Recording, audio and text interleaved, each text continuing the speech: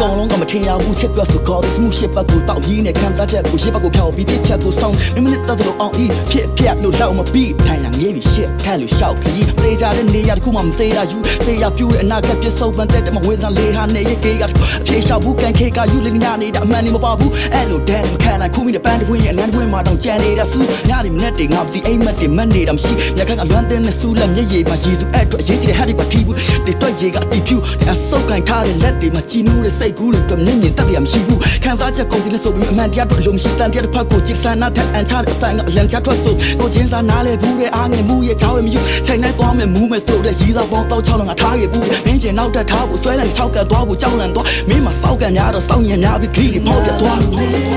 Another you, another day that comes out be